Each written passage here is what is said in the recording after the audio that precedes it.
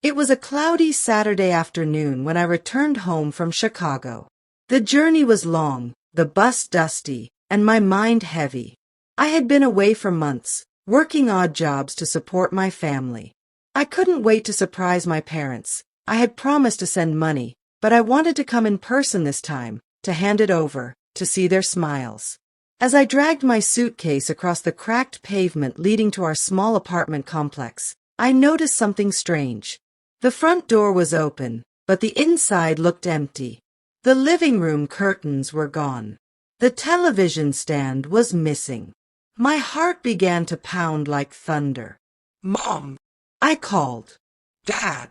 No response. Just silence and the faint smell of dust and emptiness. I stepped in further and realized the place had been cleared out. My chest tightened. What happened here? The neighbor, Mrs. Lawson, an elderly woman who always wore bright turbans and wide glasses, appeared from her porch. She sighed deeply when she saw me. "Baby, you just getting back?" "Yes, ma'am." "Where are my parents?" Her lips trembled. "The landlord kicked them out this morning. They owed a month's rent." I froze. I dropped my suitcase and rushed toward Mrs. Lawson. "What do you mean kicked them out?" "Just 1 month's rent." She shook her head slowly. "You know how Mr. Calvin is. No patience, no heart. He said he gave them grace twice already. This morning, he came with 2 men. Your mama begged him. Your daddy tried to reason. But he threw their things out." My heart sank into my stomach. "Where did they go?" "I don't know for sure, baby. Your mama said they'd find somewhere, maybe the church shelter on Maple Street." I stood there, the cold wind brushing my cheeks.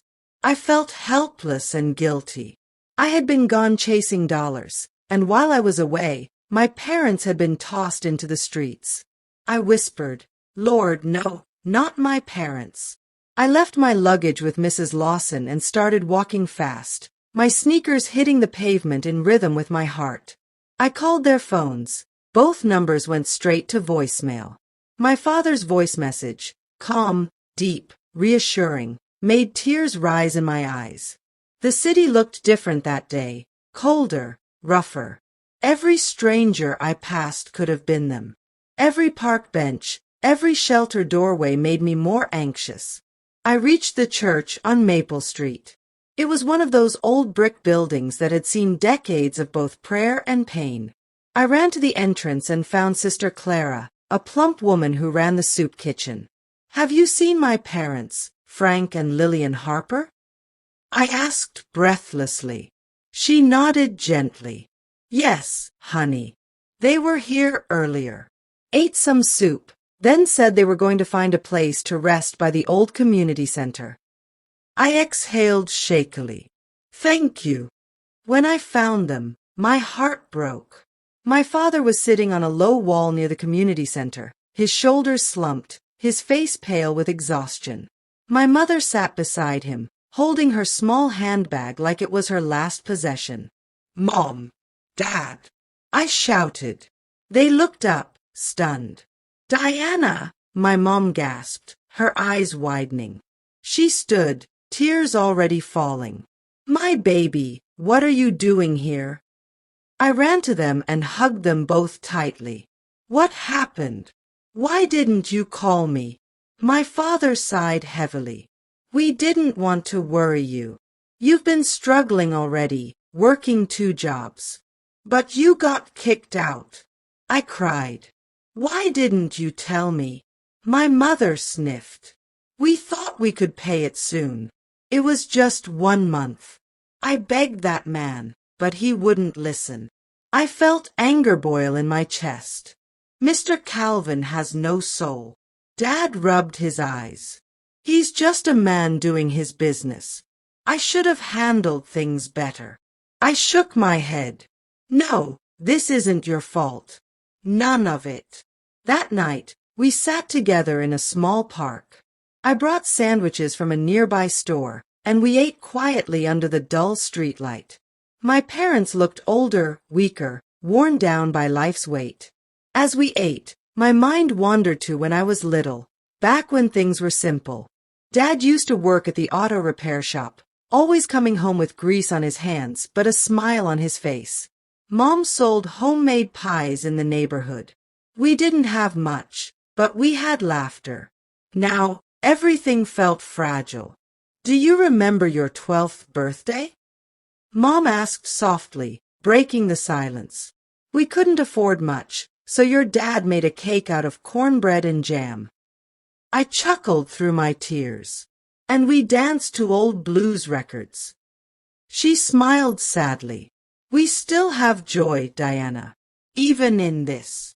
Her words pierced me, the kind of strength only a mother could carry. The next morning, I decided I wasn't letting it go. I marched to Mr. Calvin's office, a small building behind the apartments. He was a tall, balding man in his 50s, known for his arrogance. When I entered, he barely looked up. Yes. You one of the Harpers? Yes. I'm their daughter, I said, standing tall. You kicked my parents out over 1 month's rent? He leaned back. They were warned twice. Business is business. Business. I spat. These are elderly people, not criminals. He shrugged. Tell them to pay what they owe and maybe I'll consider letting them back. I pulled out an envelope, all the savings I had brought. Here's 2 months' rent in cash. He raised an eyebrow. Fine. The place is already locked, but they can move back in tomorrow. I turned sharply. You better hope I don't report you for elder abuse. As I walked out, my fists clenched, my heart a mix of rage and relief. That evening, I found my parents sitting by the church again. When I told them the news, my mom gasped and hugged me tight. You didn't have to do that, she whispered. I did, I said. You deserve better. The next day, we carried their few remaining belongings back into the apartment. The house felt cold and empty, but it was home again. Mrs. Lawson helped us clean. Neighbors stopped by with blankets and food. It was humbling to see community rise where cruelty had struck. Dad sat quietly on the couch, staring out the window. I failed you both, he murmured. I knelt beside him. No, Dad. You raised me strong. You didn't fail. Life just threw too many storms. He nodded slowly, tears glistening in his eyes. Weeks later, I started a new job at a local health center. I moved my parents into a smaller but safer apartment. We made new memories, simple meals, Sunday prayers, shared laughter. Sometimes, when I pass the old building, I still see that empty space where our furniture once sat. It reminds me how quickly life can change, and how love can rebuild what cruelty destroys. My parents may have lost their home for a night, but we found something stronger, unity. And in that, we were rich again. Even after moving back into the small apartment, my parents didn't seem the same. Dad became quieter, often sitting on the porch with his old cap tilted low, lost in thoughts. Mom busied herself cleaning things that didn't need cleaning. She couldn't look the neighbors in the eye for weeks. One evening, as I walked in from work, I heard her whispering to herself, folding laundry that wasn't even dirty. People think we can't manage our lives, she murmured. First we lose our home, then we lose our pride. I put my bag down. Mama, please stop saying that. Everyone struggles sometimes. She sighed. Not everyone ends up on the street for 1 month's rent. I walked up and held her hand. You didn't fail. The system did. That landlord had no mercy. Her eyes softened, but her heart was heavy. Baby, mercy is for those who can pay. Her words hurt more than I could admit. A week later, I saw Mr. Calvin outside. He was inspecting the property, puffing on his cigarette like he owned the whole block. When he noticed me, he smirked. You still around? Still here, I replied flatly. He leaned closer. Tell your folks to keep up with rent this time. I don't run a charity. Something in me snapped. You ever heard of compassion? I said sharply. Those are senior citizens. You treated them like trash. He shrugged. Maybe they shouldn't live where they can't afford. I stepped forward, my voice firm. You're going to regret disrespecting my family. He gave a dry laugh and walked off. That night, I promised myself I'd make sure no family in that complex would ever suffer like mine again. My new job at the health center came with responsibilities, but also connections. I met social workers, housing advocates, and kind-hearted people who understood the struggle of low-income families. One afternoon, I shared my story with my supervisor, Mrs. Riley, a tall woman with braided gray hair and an unshakable spirit. Girl, she said, that's not just a sad story, that's a cause. I frowned. What do you mean? You can turn your pain into purpose. Help others facing eviction. Join our housing outreach program. Her words lit a spark inside me. Maybe that was why I came home when I did, to fight back, not just survive. That night, I told my parents about the opportunity. Dad smiled faintly. I always knew you'd do something big with your heart. Mom added softly, make sure nobody else feels what we felt. One rainy evening, I came home to find a letter under the door, an eviction warning again. My blood ran cold. I stormed to Mr. Calvin's office the next morning. What is this? I demanded, waving the paper. He looked up lazily. You're late on this month's rent. I paid it early. I snapped. With receipts. He shrugged. Maybe it got lost. Pay again or move out. I realized he was trying to push us out intentionally, maybe out of spite. You know that's illegal, I said. I'll report you. He smirked. Report me to who? You think anyone cares? He was wrong. Someone would care. I'd make sure of it. I went straight to Mrs. Riley at work. She introduced me to a legal aid officer named Eddie Hill, a young black lawyer with a calm but determined energy. He listened carefully, flipping through the documents. This landlord has a history, he said. You're not the first family he's tried to cheat. My jaw clenched. So what can we do? We'll file a formal complaint, and if he retaliates, we'll take him to court. It felt good to have someone believe in us. For once, we weren't powerless. Word spread around the neighborhood about Mr. Calvin's shady dealings. Families who had once stayed silent started speaking up. At the next community meeting, I stood before a room full of neighbors. I told our story, from eviction to humiliation to fight back. Some cried. Some nodded with clenched fists. An elderly man said, that man been robbing us for years. Maybe now something will change.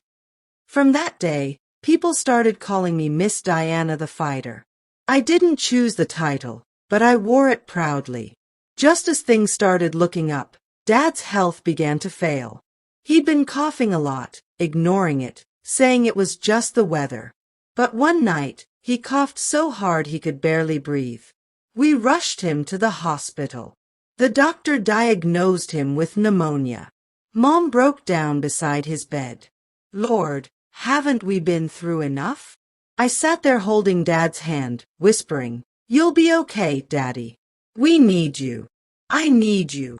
He squeezed my fingers weakly and smiled. You're already stronger than I ever was, baby girl. Between hospital visits, work, and community meetings, I was running on empty.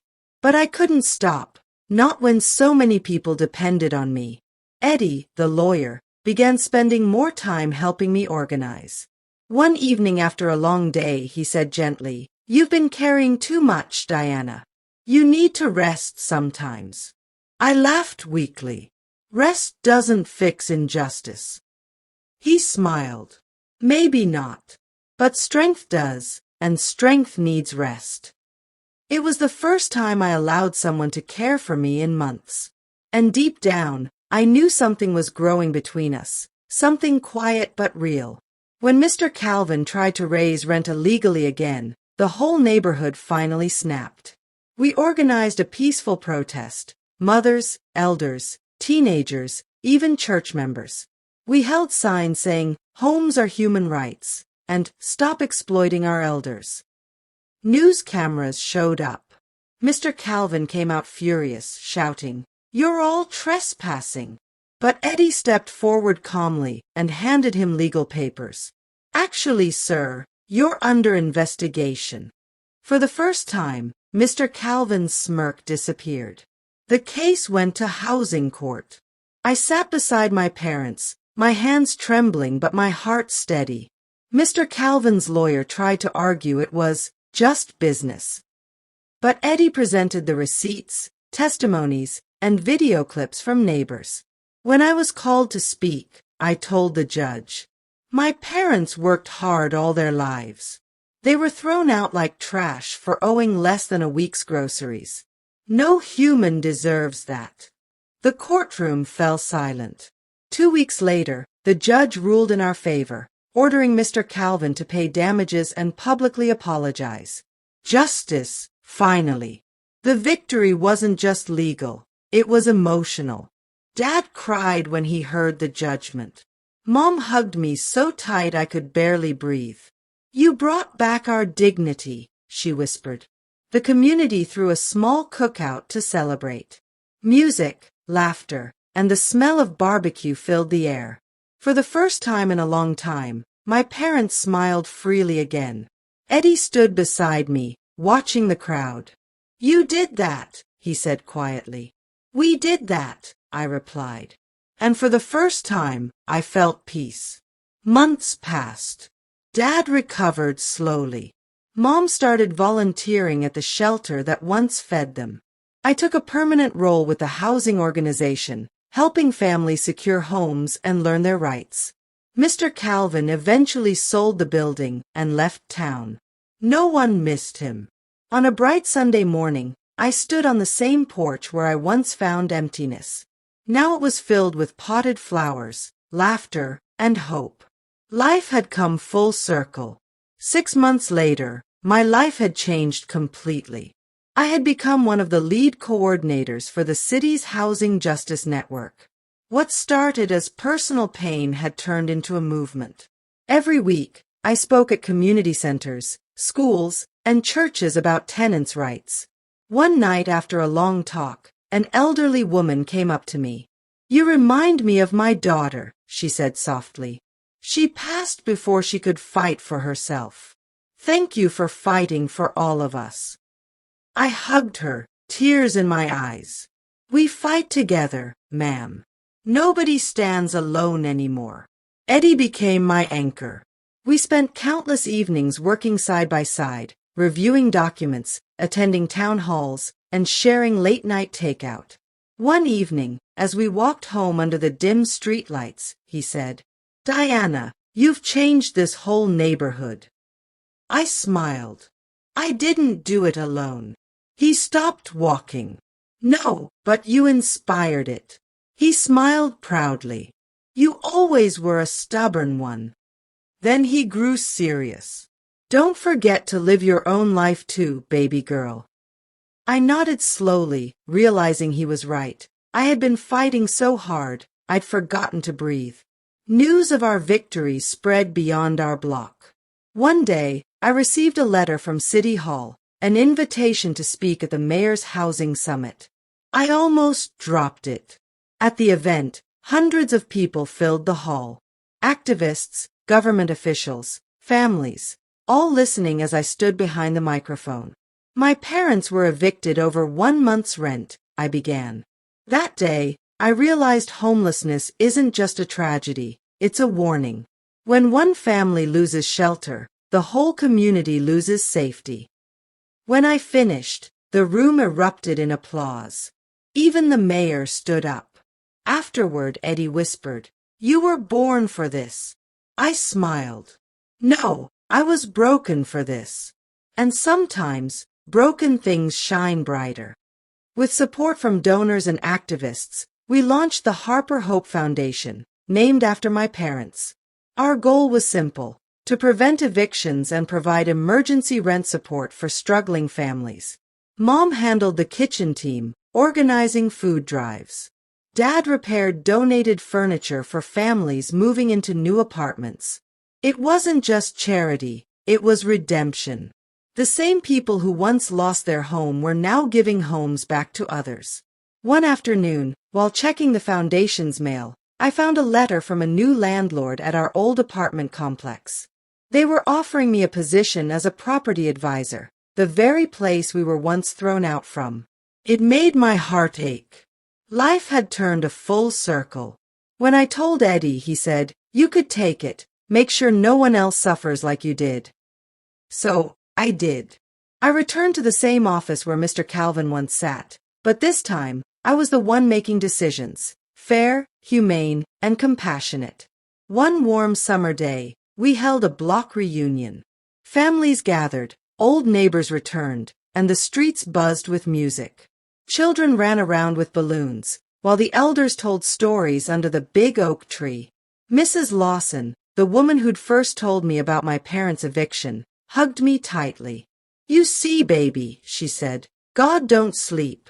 He watched what you went through and made it your blessing." I smiled, tears forming. He surely did.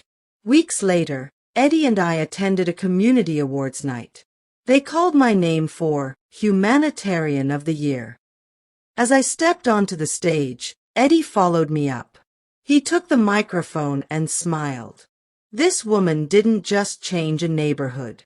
She changed my life. Then he knelt on one knee, right there in front of everyone. "Diana Harper, will you marry me?"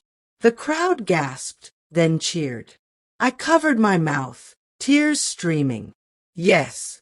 1,000 times yes. Applause filled the hall as he slipped the ring on my finger.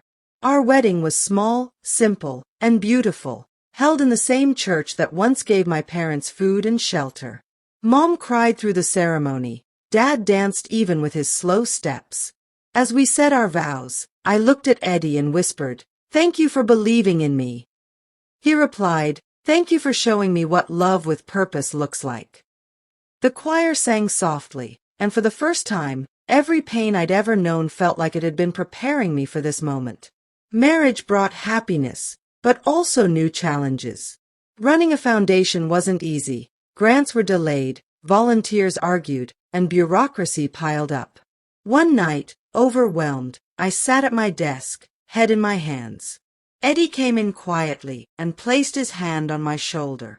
"Hey," he said softly, "you can't save everyone." I sighed. "But I can try." He smiled gently.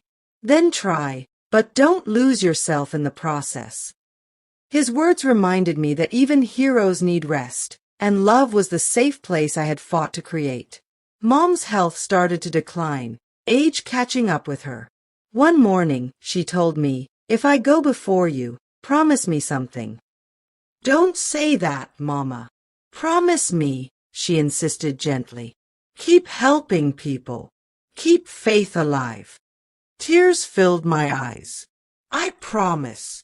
Months later, she passed peacefully in her sleep, holding Dad's hand. At her funeral, I spoke through tears. My mother once said mercy is for those who can pay. I've spent my life proving her wrong. Mercy belongs to everyone. The crowd stood in silence, hearts full, eyes wet. After Mom's passing, the foundation expanded into 3 new cities. We launched Lillian's Table, a feeding program for displaced families, named in her honor. Dad would sit by the office door sometimes, greeting everyone who came in. He'd smile and say, "You're safe here, child. You're home now." Every time I heard him say it, I realized we had turned pain into protection. A year later, I received a message from a young woman named Kendra. She wrote, "Miss Diana, your story saved my family. We were days from eviction, but your foundation stepped in. Thank you." Her words took me back to the moment I found my parents on that cold street.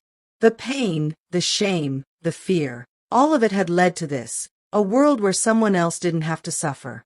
Sometimes, life's hardest trials become someone else's miracle. Dad lived to see the Foundation's 10th anniversary. On warm evenings, he'd sit on the porch, humming old hymns, watching the children play. "Look at them," he'd say. "None of them will ever know what it feels like to be thrown out." I'd smile, resting my head on his shoulder. "That's the goal, Daddy." When he passed a few years later, it was peaceful, just as he always wanted. And though it hurt, I felt calm knowing he left this world proud and free. Standing on that same street years later, I watched families walking into their homes with keys in hand, homes built by the Harper Hope Foundation. I whispered to myself, the day I found my parents homeless was the day I found my purpose. Because sometimes, life strips you down to show you who you really are. We lost a house once, but we gained a mission, a community, and a legacy that will never be evicted. And as the sun set over the neighborhood that once broke us, I smiled, knowing we were finally truly home.